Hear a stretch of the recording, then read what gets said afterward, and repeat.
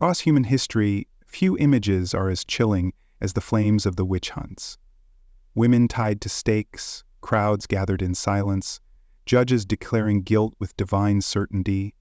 We often imagine these as the madness of a superstitious age. But what if they were something more? What if the witch hunts were not only about witches, but about power, fear, gender, and the fragile order of medieval life? Tonight, we step into the dark heart of the Middle Ages to ask a single question. What do the witch hunts actually tell us? When we peer into the depths of the so-called Dark Ages, few echoes are louder, more haunting than those of the witch hunts. Across Europe, in villages tucked deep in forests, in bustling city squares, even in the most remote mountain hamlets, fear wore the shape of fire and accusation. But what did these hunts actually tell us? Were they nothing more than blind eruptions of superstition? Eruptions of violence sparked by ignorance? Or did they hide something far more intricate? A coded story about power, control, gender, and the fragility of order in a fractured world. Imagine a child on a frigid winter's night, standing at the wooden frame of a cottage window. The wind lashes the bare branches outside, bending them until they groan, while the toll of the village church bell cuts through the howling dark. The child's eyes, wide with both awe and terror, fix on the square at the center of the hamlet.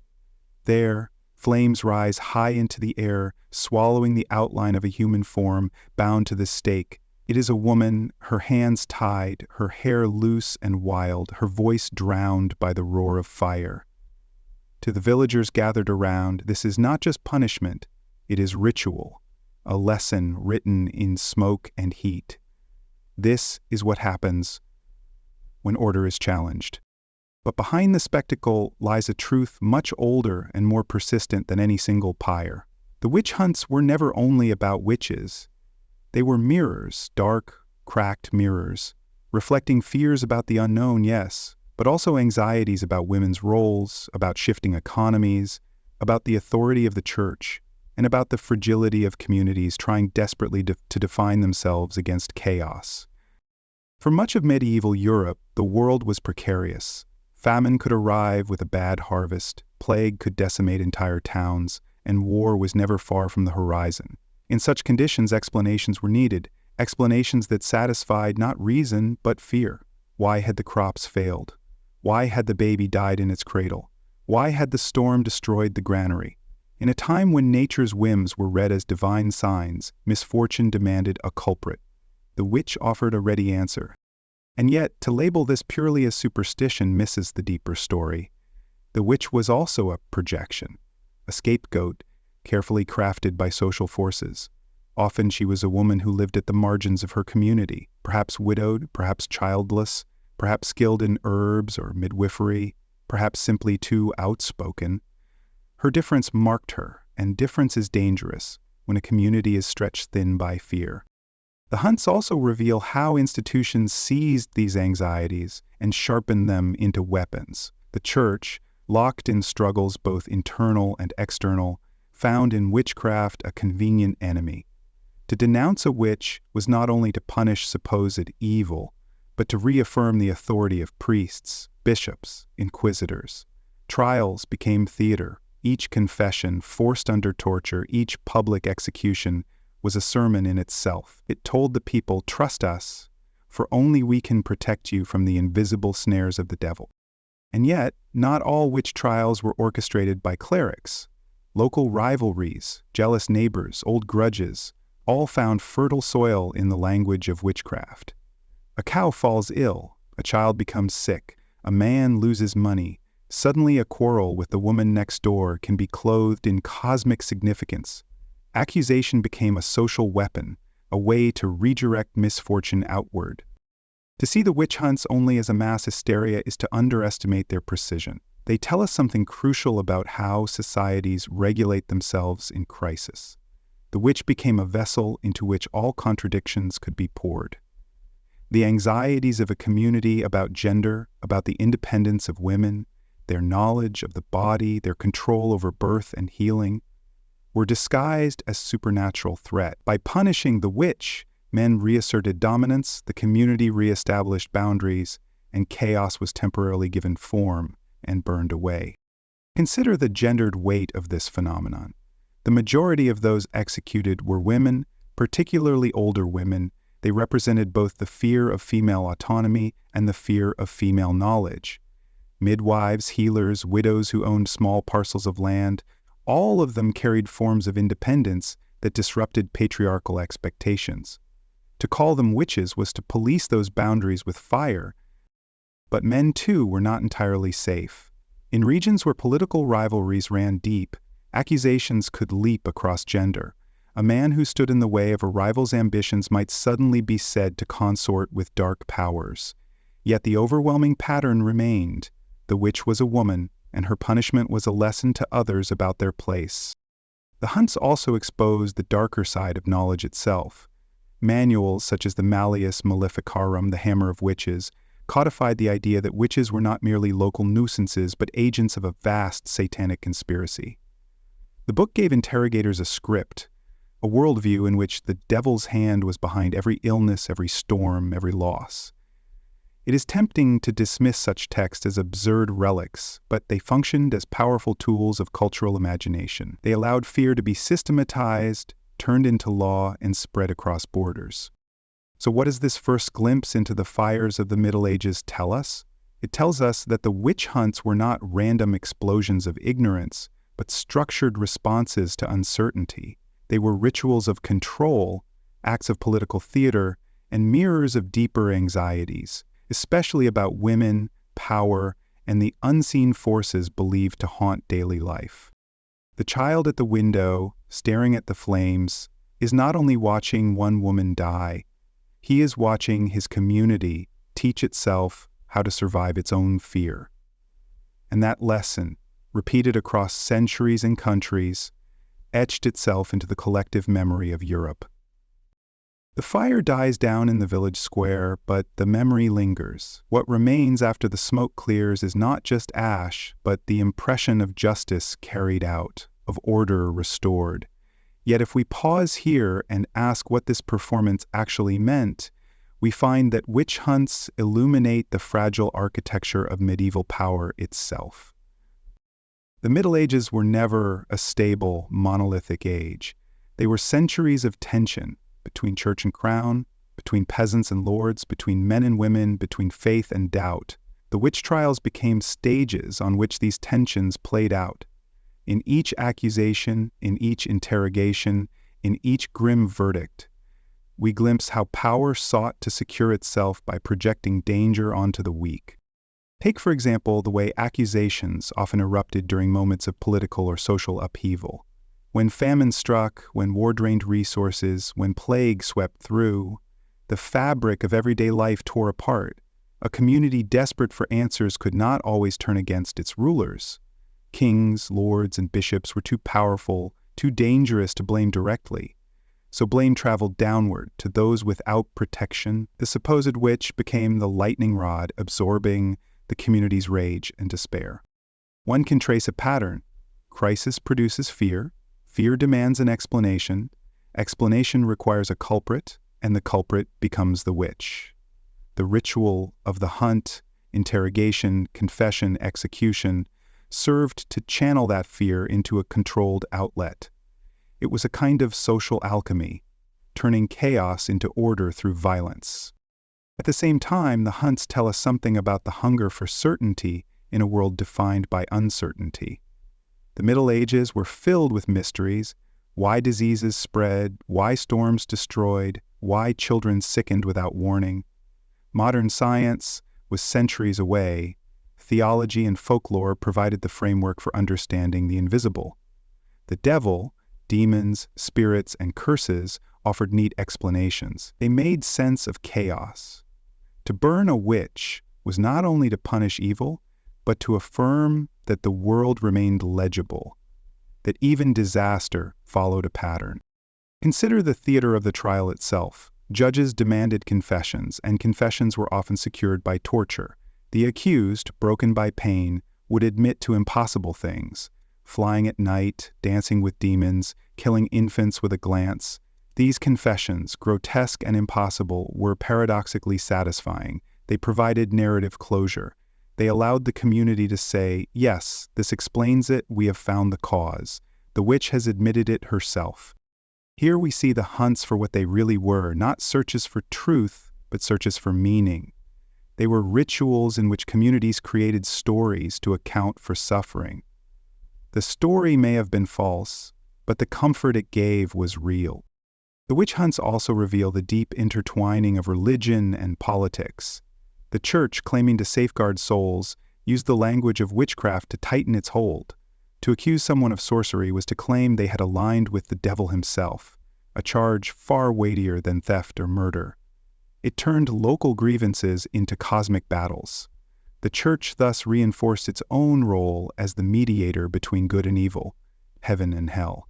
Each trial was a reminder that salvation lay in obedience. Yet secular rulers also found the hunts useful.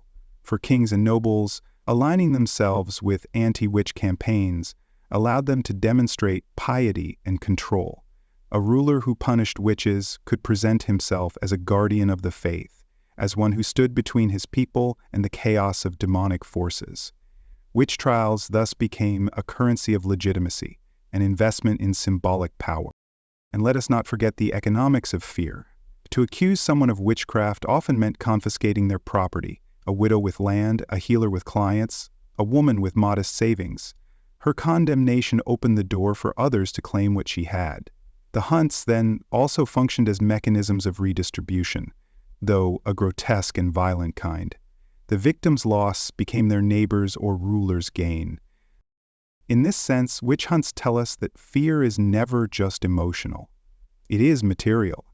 It shapes who owns what, who controls whom, who survives and who perishes.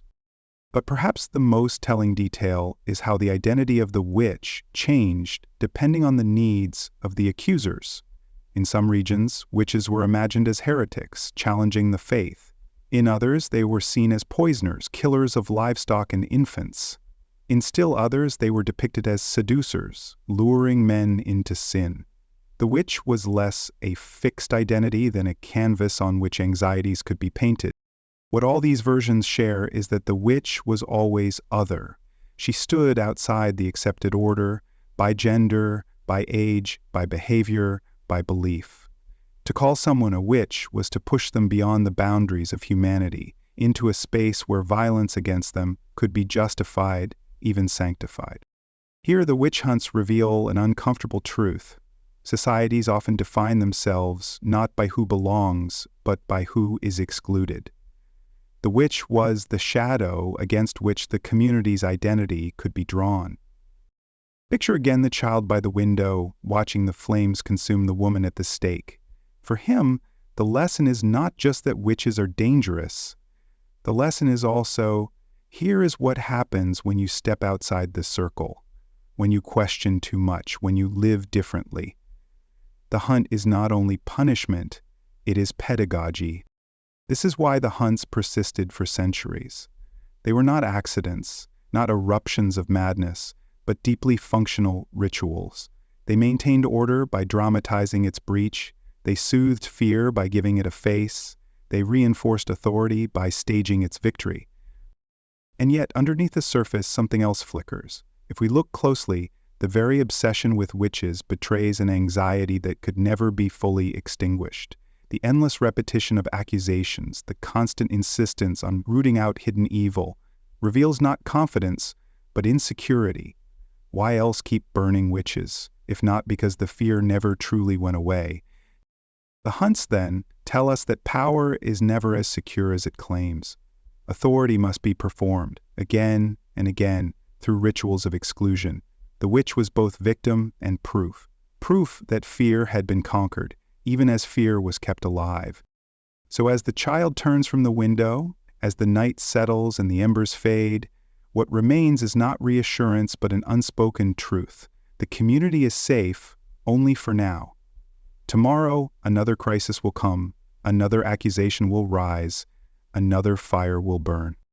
The story of the witch hunts grows darker when we leave the village square and step into the halls of authority. For it was not only ordinary villagers, plagued by hunger and fear, who whispered accusations. Soon, the machinery of law and theology would take up the whispers and forge them into proclamations.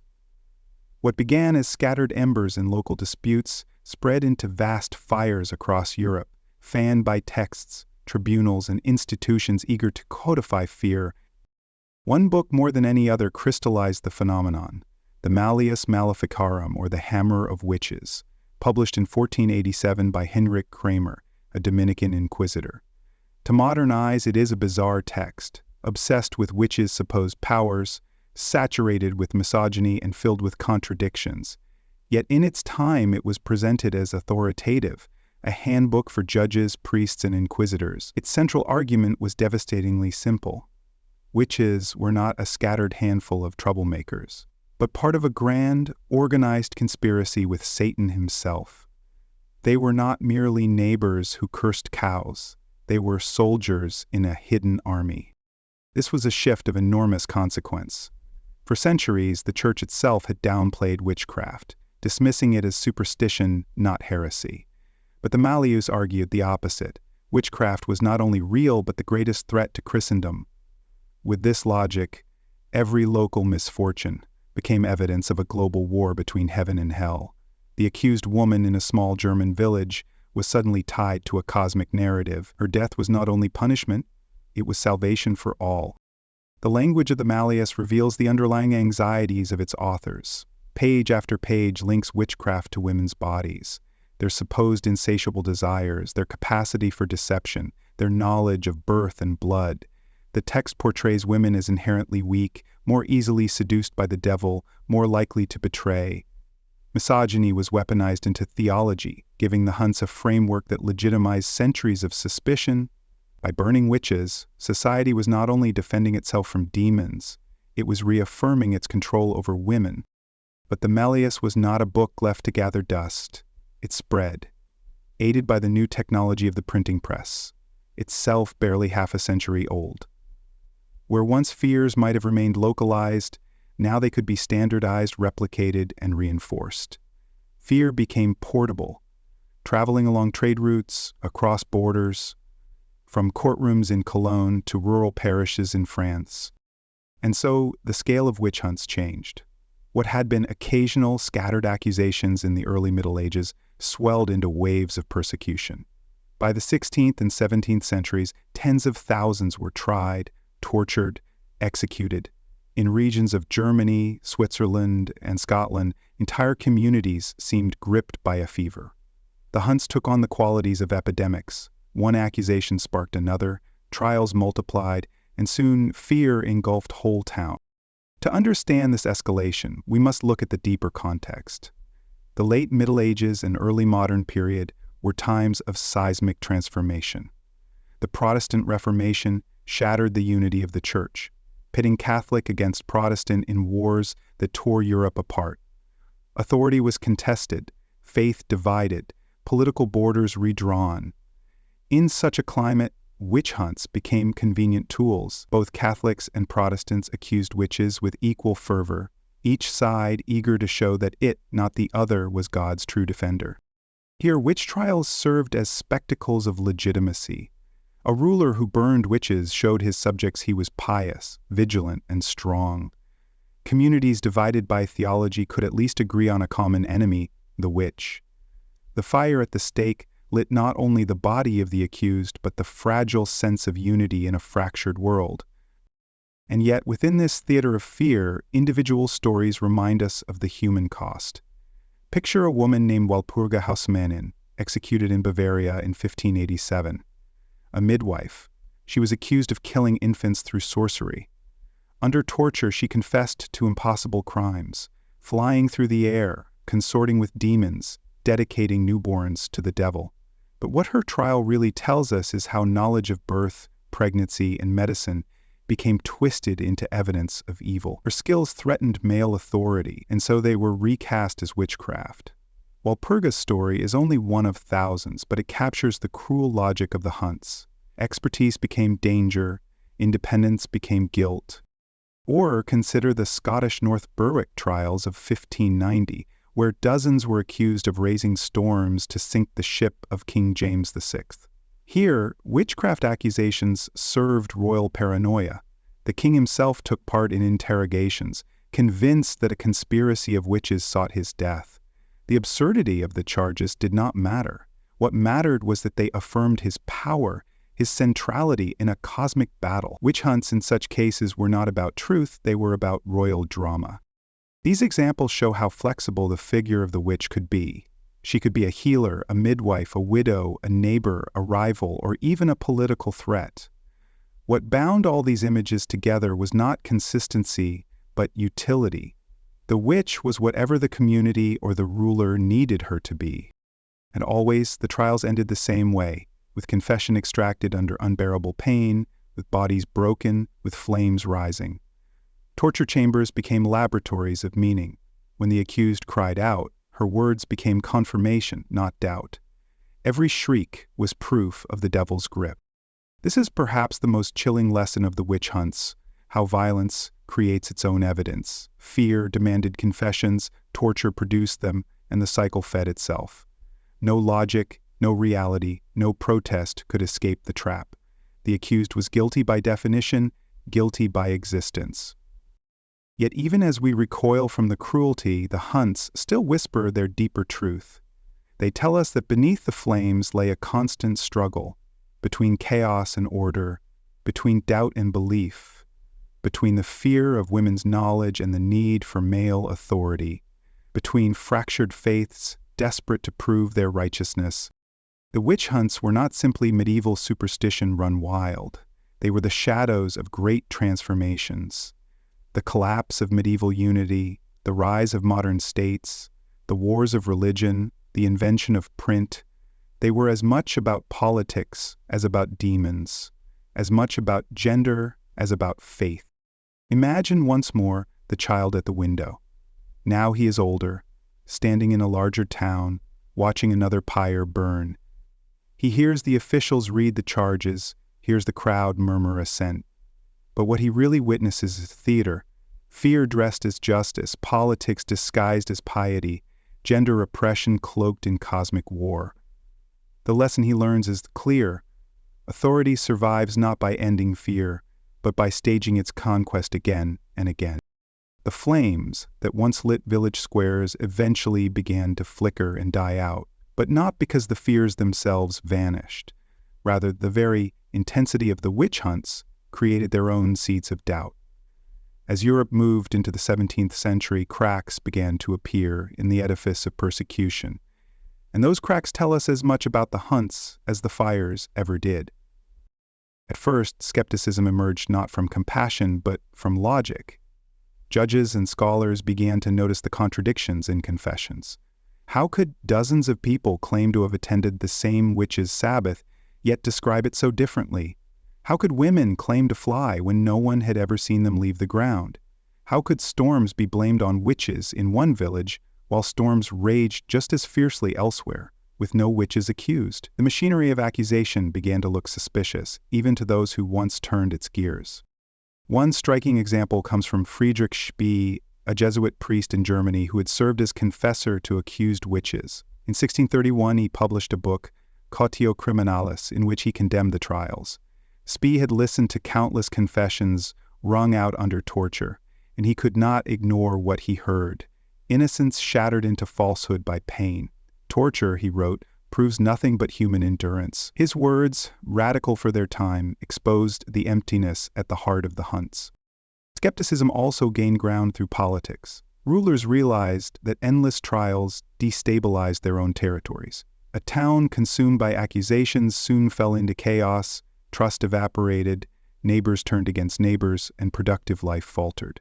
In some regions, rulers simply forbade witch trials, not out of kinness but out of pragmatism.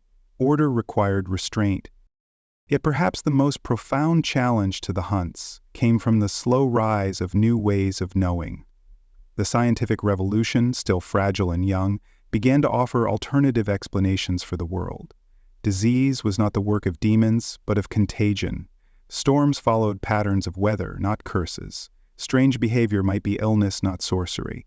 Each new discovery chipped away at the explanatory power of the witch. The more the natural world could be mapped, the less need there was for supernatural scapegoats. Still, the retreat of the witch hunts was not linear. In some places, trials continued well into the 18th century. Fear does not vanish at the stroke of reason. It lingers, adapts, reappears. The Salem trials in 1692, though across the Atlantic, show how old anxieties could still ignite new fires. There, a Puritan community, haunted by its own divisions and uncertainties, turned again to the language of witchcraft. The pattern repeated: children's strange fits, accusations spreading like contagion, confessions dragged out under pressure, executions in the name of purity. Even as the age of reason dawned, the shadows of fear proved hard to banish. What, then, does the decline of the witch hunts actually tell us? It tells us that human beings can learn, but only slowly, and often through suffering. It tells us that systems built on fear eventually devour themselves, creating doubts too loud to ignore. And it tells us that even when superstition fades, the mechanisms of scapegoating remain, ready to attach themselves to new targets. For the witch hunts were never only about witches. They were about how communities handle fear. They were about the politics of exclusion, the power of storytelling, the need for certainty. And those dynamics did not die with the last stake. They live on, reshaped in new forms. In a sense, the Enlightenment that helped end the witch hunts was itself haunted by them. Thinkers such as Voltaire, Montesquieu, and later philosophers pointed to the absurdity of burning women for imaginary crimes as evidence of the dangers of unreason. The witch hunts became a cautionary tale, a dark mirror against which the new creed of rationality could define itself. To be modern was to reject the madness of the hunts, and yet, beneath the proud declarations of reason, the old instincts lingered. Communities continued to define themselves by exclusion, only now the labels shifted. Where once there were witches, now there were heretics, foreigners, political radicals. The pattern endured. Fear projected outward, violence justified in the name of safety. This continuity forces us to see the hunts not as an isolated medieval episode, but as a recurring possibility in human society. Whenever uncertainty rises, whenever authority feels fragile, whenever communities face threats they cannot explain or control, the temptation returns. Find the witch. Put fear into a human shape. Punish it. Burn it away. The lesson is sobering but also clarifying. To study the decline of the witch hunts is to see how fragile both fear and reason are. Neither is permanent, both ebb and flow. The very societies that once swore by fire later prided themselves on rationality. The same Europe that tortured thousands for impossible crimes later birthed science, philosophy, and revolutions of thought. Human history swings like a pendulum, never resting too long at either extreme. Imagine, once more, the child at the window. He is older now, perhaps a man, living in an age where fewer pyres burn. He remembers the flames of his youth, the cries, the smoke, and he sees with new eyes that the terror, once dressed as justice, was itself a kind of madness. He begins to suspect that the true witch was not the woman in the fire, but the fear that demanded her death. This realization spreads slowly, unevenly, but it spreads nonetheless. Across Europe, fewer courts are willing to try witches. Fewer communities gather for the spectacle of burning. The silence of extinguished pyres signals not only the end of a practice, but the dawning of a new awareness. That fear, left unchecked, is more dangerous than any witch could ever be. The fires are gone now. The smoke that once curled above countless villages and towns has dissipated into history. And yet the witch hunts have never truly left us. They live on, not in burning pyres, but in the ways societies continue to grapple with fear, difference, and power. To ask what the witch hunts actually tell us is to ask what they continue to whisper into the present. First, they remind us of the fragility of reason. The Middle Ages are often caricatured as a time of ignorance, but the truth is more complicated. Many people then, as now, believed they were acting rationally. To accuse a witch, to interrogate her, to burn her, These were not seen as acts of madness, but as measures of justice. Communities sought order, safety, explanation. The lesson is unsettling. What feels like reason in one age may appear as cruelty in another. The witch hunts show us how easily logic can be twisted to serve fear. They also expose the deep connection between fear and power. The church, the courts, the rulers who encourage trials. Each found in the witch a way to reinforce authority. The accused became a symbol, a warning, a spectacle.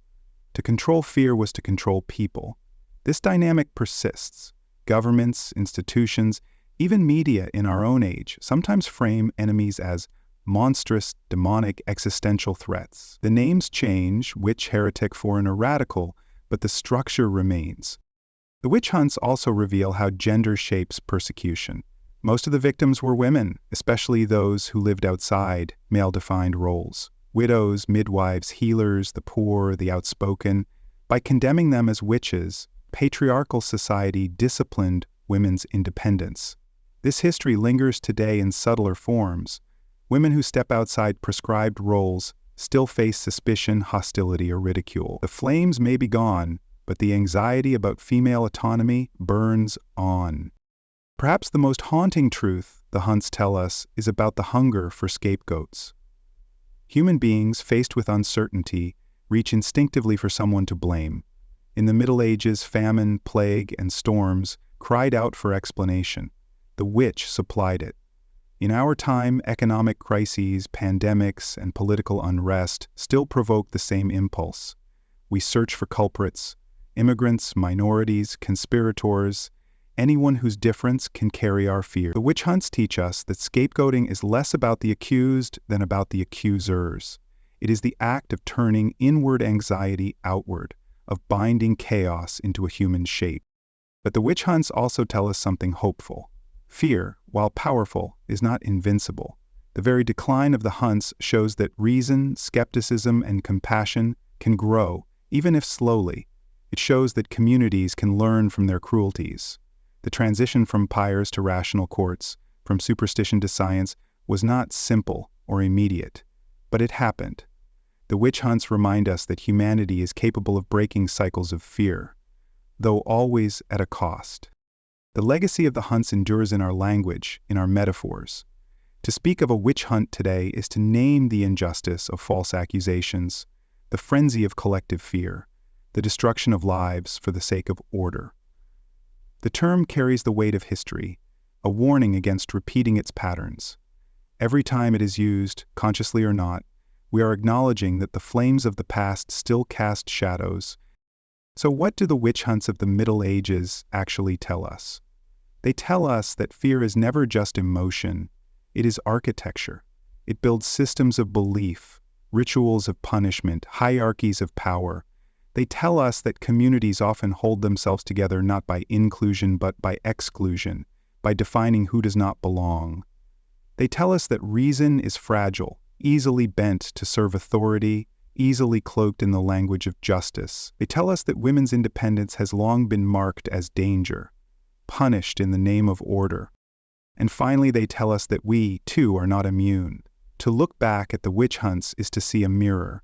We may not burn witches, but we still search for enemies, still dress fear in human form, still sacrifice the few for the comfort of the many. The question is not whether witch hunts could return, but what shape they might take. Imagine, one last time, the child at the window. Now he is an old man, looking back across a lifetime in which the fires eventually went out. He knows the smell of smoke, the cries of the condemned. He knows how quickly fear can seize a village, a town, a nation. And as he tells the story to his grandchildren, he does not speak only of witches. He speaks of fear and of the human need to master it. He tells them that the true lesson of the witch hunts is not about magic or demons, but about the choices communities make when uncertainty knocks at the door. The witch hunts of the Middle Ages were not only events of the past, they are warnings written in flame, messages carried across centuries. Beware the ease with which fear becomes law. Beware the comfort of scapegoats. Beware the stories we tell to make sense of suffering. For in those stories lies the power to destroy, or the power to learn. And so the embers of the pyres glow faintly still, not in the squares of Europe, but in the questions we ask ourselves. What do we fear? Who do we blame? And how far are we willing to go to quiet our uncertainty? The witch hunts, in the end, tell us this. The answer to those questions is the measure of every age,